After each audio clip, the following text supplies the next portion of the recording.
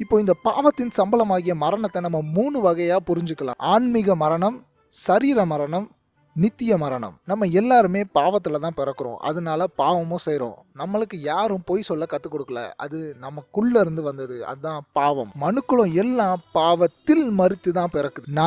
நீங்க எல்லாரும் இந்த உலகத்துல இருக்கிற எல்லாரும் பாவத்தில் மரித்து தான் பிறக்கிறாங்க. அதனால நமக்கு கடவுள் கூட அந்த உறவு சுத்தமா இருக்காது. கடவுளுக்கு பிரியமா நடக்கணும் அப்படின்ற ஆசை கூட நமக்கு இருக்காது. ஏன்னா நம்ம பாவத்தில் மரித்து பிறக்கிறோம். இதுதான் ஆன்மீக மரணம், ஸ்பிரிச்சுவல் டெத். எபேசியர் 2வது அதிகாரம் 1வது வசனம், பாவத்தில் மரித்த உங்களை உயிர்ப்பித்தார். இதுக்கு எந்த உதாரணமும் தேவையில்லைன்னு நினைக்கிறேன். ஏன்னா நம்மளே பார்த்திருப்போம், நிறைய பேர் இறந்து போறதும் நமக்கு ஒரு நாள் சாவு வருன்றதையும். இது சரீர மரணம். ஆதியாகமம் 3வது அதிகாரம் 19வது வசனம், நீ மண்ணா இருக்கிறாய், மண்ணுக்கு திரும்புவாய். கடைசியா நித்திய மரணம், இட்டர்னல் டெத், அதான் ஹெல், நரகம். இப்ப மனுக்குலம் பாவத்துல விழுந்த காரணத்தினால ஆன்மீக மரணத்தில் பிறக்குது, சரீர மரணத்தை சந்திக்குது, கடைசியா நித்திய மரணத்தை சந்திக்க போகுது.